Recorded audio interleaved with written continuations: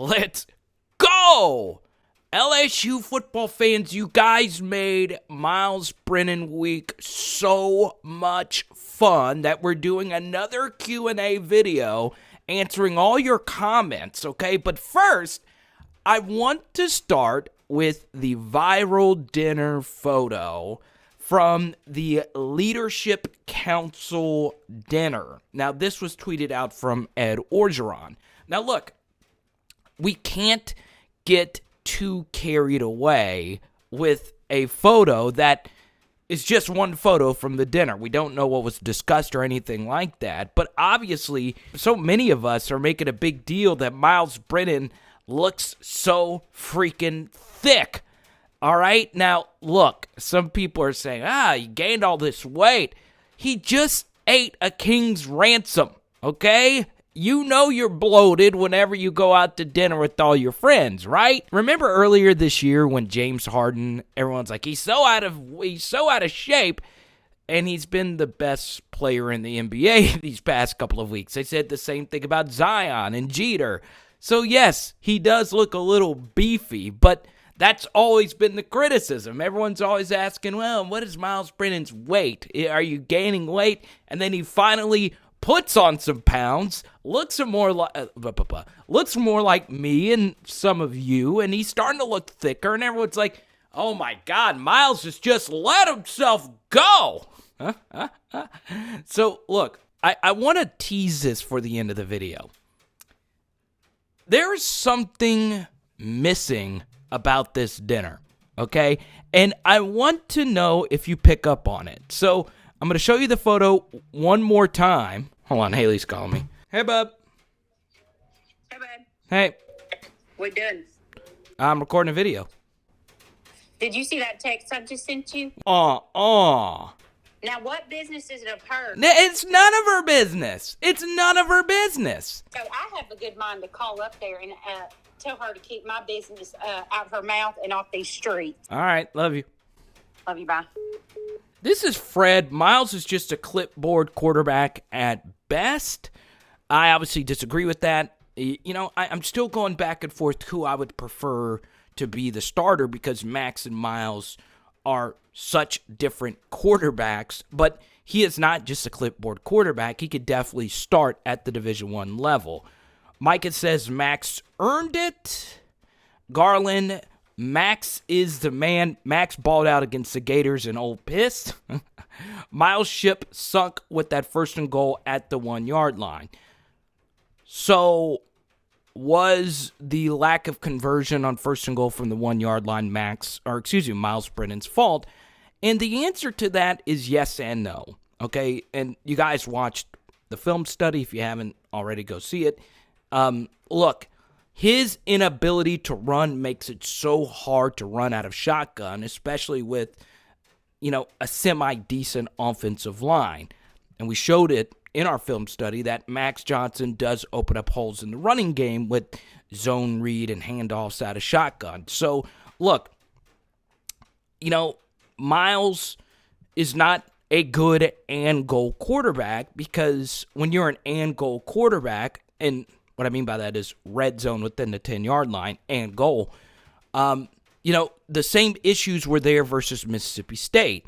And honestly, I want to do a film study on the and goal situation versus Mississippi State. And if you guys would like to see that, let me know. It was actually in the 2nd or 3rd quarter, I don't quite remember, where LSU's execution was so bad. And it shows some issues, not only with the LSU offense, but potentially the LSU defense. I might just do that for next week. Anyway, Mark J. Also, everyone forgets that Myles Brennan was 3rd in the nation in QBR through those 3 games.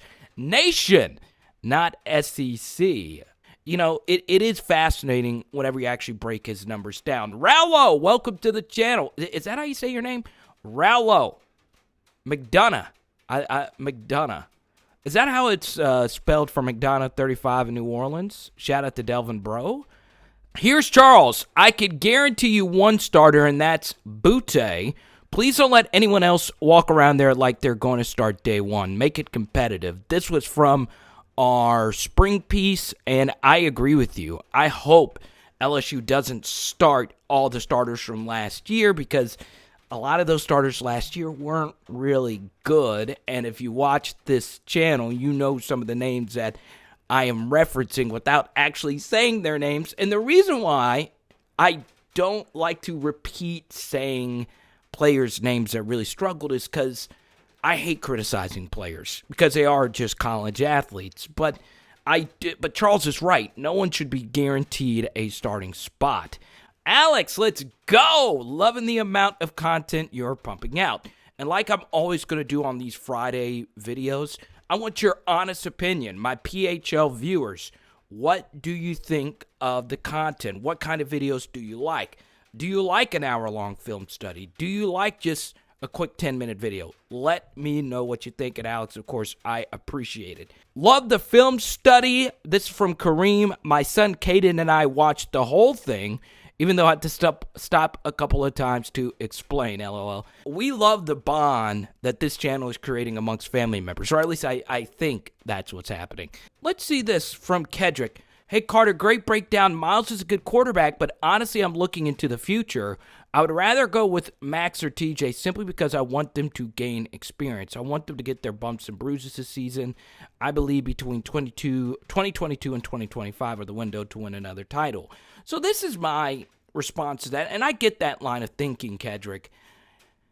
The problem is Myles Brennan actually still has 2 years of eligibility left. And obviously, if he balled out this season, he would probably go on ahead and go to the NFL draft.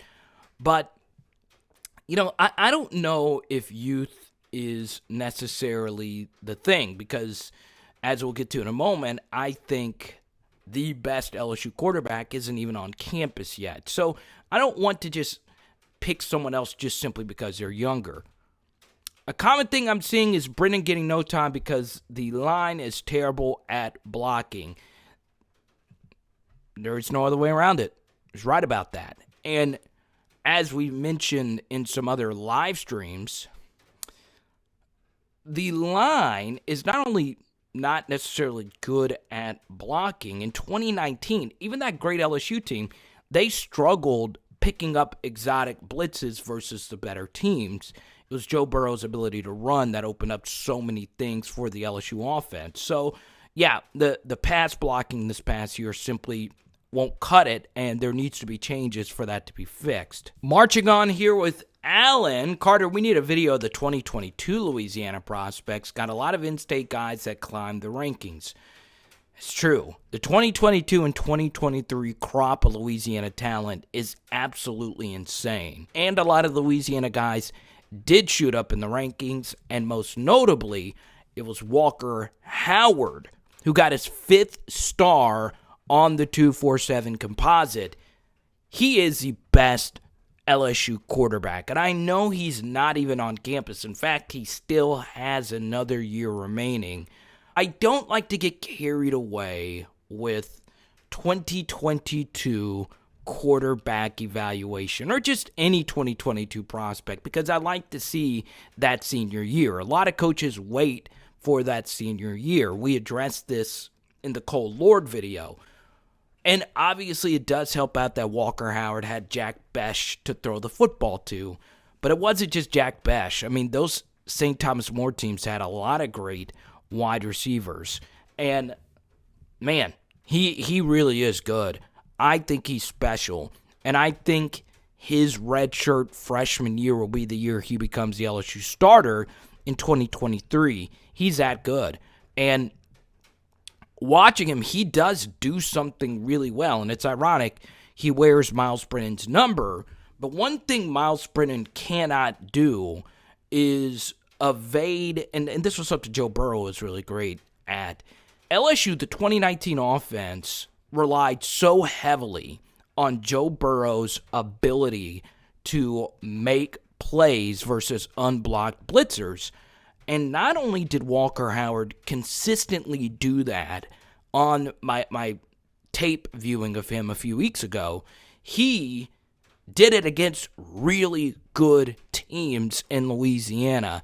He's special, anticipation, speed. He's a really good runner as well. Look, this dude's the real deal.